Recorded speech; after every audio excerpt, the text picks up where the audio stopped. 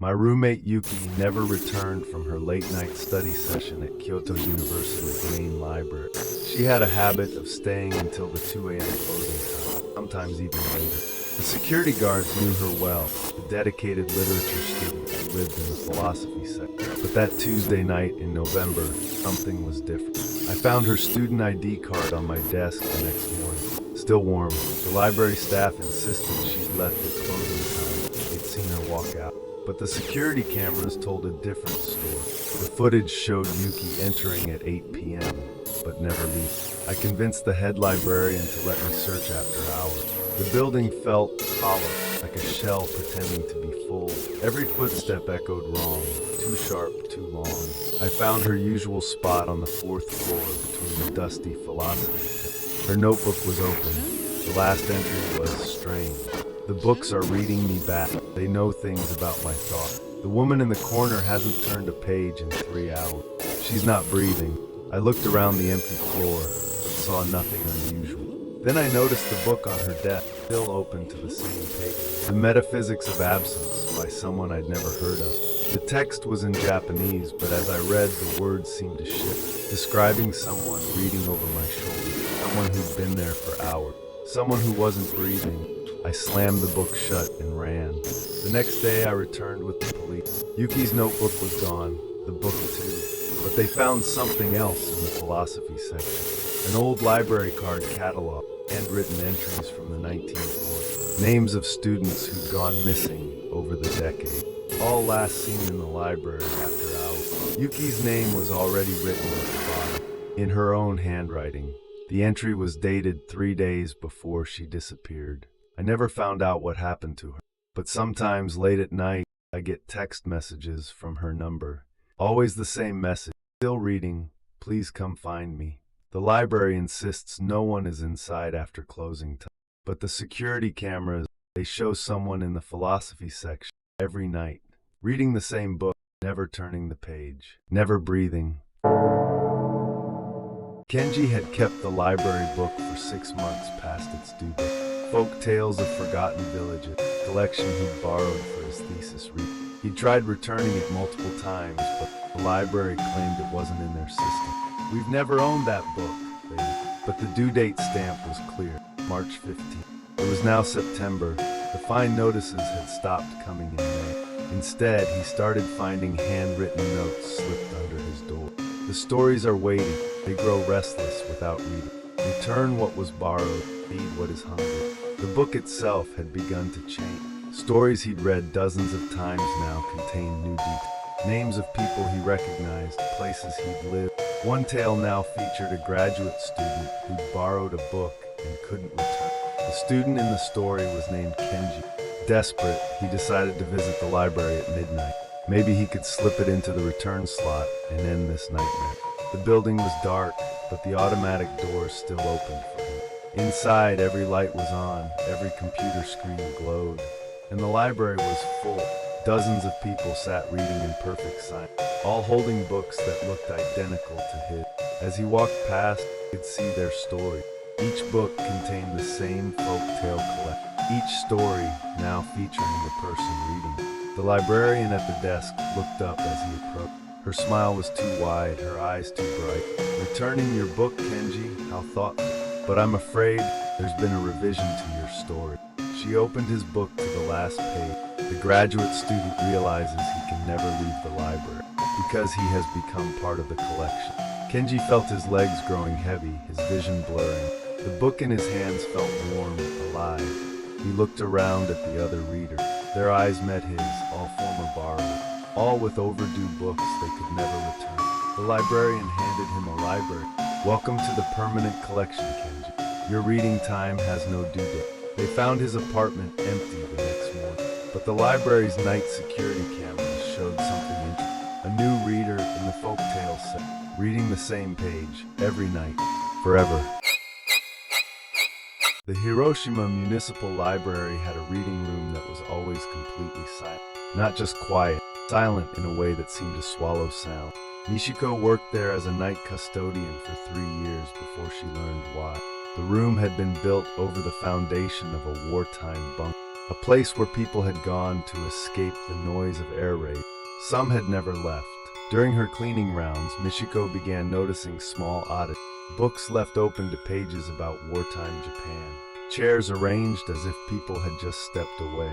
The temperature was always 10 degrees colder than the rest of the building. But it was the whispers that finally made her investigate. Not voices exactly, more like the memory of voices. She could only hear them in the deepest part of the night. When the building was so quiet, she could hear her own heartbeat. Is it over? Are we safe now? The sirens stopped. Does that mean we can go home? One night she decided to answer. Yes, she whispered into the silent room. The war ended decades ago. The silence that followed was sadder. But we're still here, came the response. Still waiting. We were reading when the sirens came. We never finished our book. Michiko looked around the empty room with new understanding. The books left open, they were markers, places where stories had been interrupted by history. What were you reading? She asked the darkness. The air grew colder. Books began falling open on their own. Poetry collections, children's stories, romance novels, all the small escapes people sought from a world at war. Will you finish them for us? The voices pleaded. So we can finally rest. Michiko began staying after her shift ended, reading aloud in the silent room, finishing stories that had been cut short by war. Each completed book seemed to lift some weight from the air. The whispers grew less desperate, more peaceful. But there were so many books, and only one reader to finish them all. They found Michiko 3 months later, sitting peacefully in the reading room, surrounded by completed books. She'd finished the last story. The room is truly silent now. No whispers, no cold spots. But sometimes, visitors report seeing her there, still reading, still helping stories find their ending, because some duties transcend death. Tanaka-san was the head librarian at a small university in rural Nagano. For 30 years, he'd maintained perfect order in his collection. Every book cataloged, every shelf organized by his personal system. When he died of a heart attack in his office, staff found something troubling. Dozens of books that weren't in the official catalog. Books that shouldn't exist. The complete works of tomorrow's authors, writers who hadn't been born yet. History of the 22nd century. Events that hadn't happened. Your life, a biography, with the reader's name on the cover. The new head librarian, Sato-san, decided these must be elaborate pranks. She ordered them moved to storage, but every morning they'd return to the shelf, perfectly organized, properly cataloged. The security cameras showed something impossible. Every night at 2 a.m., Tanaka-san's figure appeared in the library. Translucent but unmistakably him, wheeling a cart of impossible books through the aisle.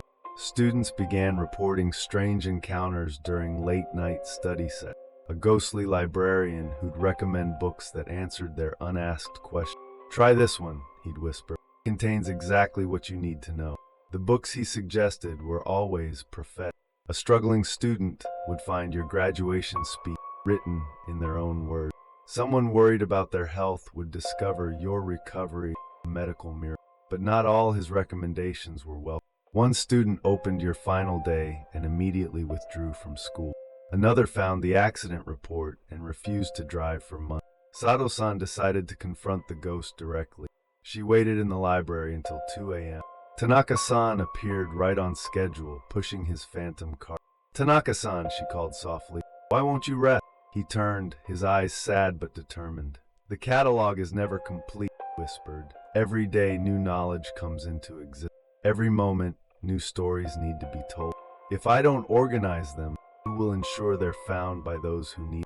He held up a new book, Sato's Decision, a Librarian's Choice. Your story is still being written, he said gently, but you already know how it ends. Sato-san resigned the next morning. She never explained why, but those who saw her leaving noticed something strange. She was carrying a book with her name on the cover, and she looked terrified of what she'd read inside. The library still operates normally during the day, but at night, Tanaka-san continues his eternal cataloging. They say if you visit the library at 2 a.m. and ask the right question, he'll hand you a book with all the answers. But be careful what you ask. Some answers are better left unknown. The card catalog at Osaka's old central library had been scheduled for digitization for years. Thousands of handwritten index cards in wooden drawers that hadn't been updated since the 1980s. Yamamoto-san was hired to scan them into the computer system. A tedious job, but the pay was good. He worked alone in the basement archive room, drawer by drawer. After the first week, he noticed something odd. Some cards appeared to be updating themselves. Old books showing new checkout dates. Destroyed books suddenly marked as available. Books that had never existed appearing in the catalog. He assumed it was some kind of automatic updating system until he found a card for himself. Yamamoto Hiroshi was listed as both author and subject. The book was titled The Life and Work of a Temporary Employee.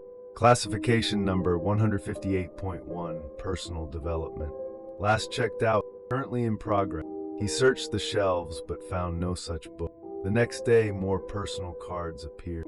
Cards for his family members, friends, even his dog had an entry. Pochi's adventures in the Yamamoto house. The handwriting on all the cards was identical, precise, archaic, as if written by the same librarian decades ago.